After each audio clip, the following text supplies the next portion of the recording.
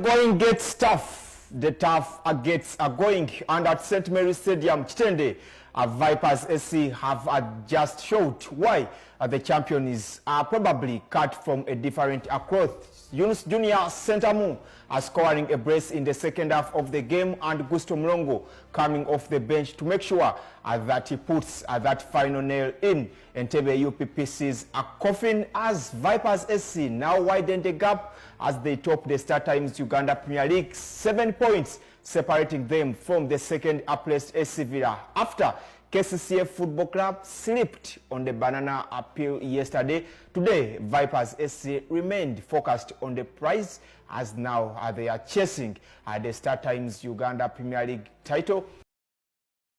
Is this the time where experience rises at the top?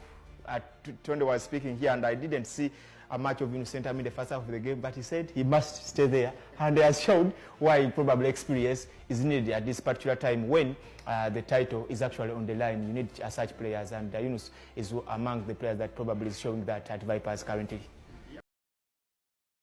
With quite a wealth of experience in his legs, Yunus Junior Sentamu scoring a brace in that game against Entebbe UPPC. Tendo, it's now catch us if you can, 7 points.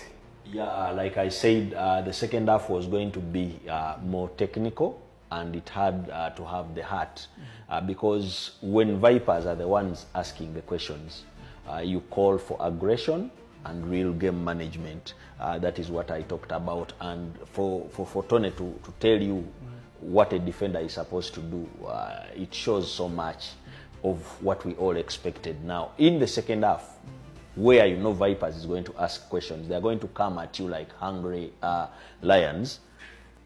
You try to get the ball and dribble your way out of the defense, and you are Ahmed Amayo. If it was one of the defenders, we know that that is something they always do, you would cut them some slack. But for Christ's sake, all the first half you were clearing balls, even those where you would have stopped and tried to play, you cleared the ball into the corner for a corner kick. And this time you get the ball and try to drive. There is an option on the left, Isamubiru, and then there is a midfielder ahead of you, and you choose to do dribbling, which is not part of your armory. And in front of you is Enoch Sebagala, who has tried so much to get pathways all through the game. We saw him getting out of position, trying to get to support Chukwumodili there, and he's lacking around there. Chukwumodili is there, and the striker Milton Karisa are there, and you choose to walk the ball through there. That was a very sacrilegious mistake that had to be punished, and it was really punished. But then the first goal again counts for 2 ways of experience. If you notice what Tadeo Luanga did to the goalkeeper to stop him from getting vision of how Yunus Sentamu heads that ball, and if you notice how the delivery came from Karim Watambala, not going towards the goalkeeper, so that the goalkeeper does not aggressively come out, because if he came out to try and attack the ball, maybe they would have said that he was impeded. But the ball was floating towards him, but not closely towards him, and eventually Yunus Sentamu rises highest.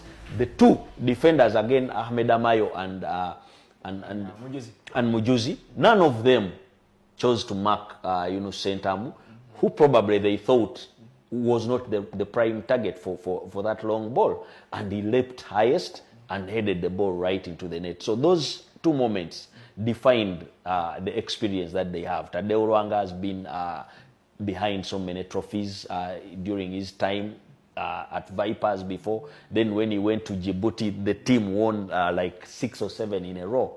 And then when he went to Simba, you saw him. So he knows exactly how they win a championship.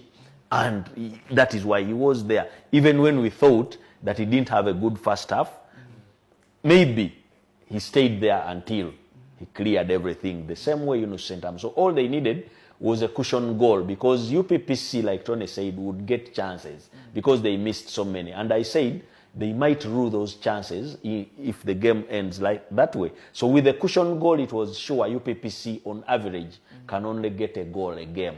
They have not scored many goals in each game. So if you get 2 goals, then at least you are safe. That is why they withdrew those players, now looking or thinking about the KCCA game and then the home and away semi-final of the Uganda Cup. So you see a team that is focused and makes use of everybody within the squad. Gusta Mulongo comes in. We were saying he would be the best option to come in to try and create that scoring opportunity. And in the 2 chances he got, one, you thought that he was maybe selfish, not to set up Osama or Karim Watambara, but then before you knew it, he again reacted and made his redemption with a goal. So I think they really have what it takes to win the league, and now the gap is stretching to moments whereby if they beat KCCA FC, it will go in double figures. And I was talking about the point difference at the end when the season had just started, that this squad Vipers has and the squads that these other teams have assembled might give the point difference a lot of width. Well, and I shall definitely be tackling that briefly. But Tony, let's probably talk about Augusto Mulongo's influence and impact on the pitch. Should we say is a super substitution of a player? Oh, what does he have from the other substitutions? Oh, how can he be used more or starting those games? How best can Augusto Mulongo be used at Vipers? Because he currently has 5 goals on his name, and he has actually averaged less than 30 minutes in the StarTimes Premier League, but 5 goals. Yeah, it is. Well, Tony, does 7 points give Vipers SC breathing room, or does it come with some new pressure? And if there is any pressure, how can Vipers SC continue handling being hunted? Because they have shown that they are masters of that. Yeah, I think now it gives them relief, a little bit of relief. And now that looking behind, the team that were supposed to be chasing them up lost the game, and they are at least a little bit now. There's some little bit of space between them, which I think is good for them. But as a champion team, a team that wants to win a championship, you don't have to relax at any moment. Some teams lose it there when you develop that mind of complacency, and then you think that it is done. Before you know, the gap is closed back again. So I think what they have to do is to keep on what they have been doing. And I know they have the players in the squad who have that mentality to win the trophies, and they have to keep on pushing and then win more games, because they will not win it until they win some other games, until it comes a time when even these teams win their games, they cannot reach their points. So I think they just have to push more games and then seal it off. Okay. Co-coaches at KCCA Football Club, what would you tell players now in the dressing room? Let them go and win the Vipers game, because even when they can't win the league, that is a game that will define them as the co-coaches, because somewhere, somehow, KCCA is not going to forgive anyone for failing to win, because the years keep stretching. It has been long since a team that was part of the Vipers' success in the last 10 years. If it wasn't Vipers, it was KCC. For them not to have any silverware in 7 years or more is sacrilegious. So if I am them, I have to show that I can beat Vipers. Otherwise, if they can't, then it's going to be haywire. Imagine they had a game against Calvary, and their captain was having a wedding on the same day. How do you plan such a thing on such a day? Ironically, how can it happen? So it seems they are very comfortable in that situation. So if they come back, imagine if he comes and has a bad day. Or if he comes and probably delivers, they will say, why didn't he deliver in the other game? Because at the end of the day, every game is very important. Maybe they underrated Calvary. So I think how they react with that, because they had a number of players injured.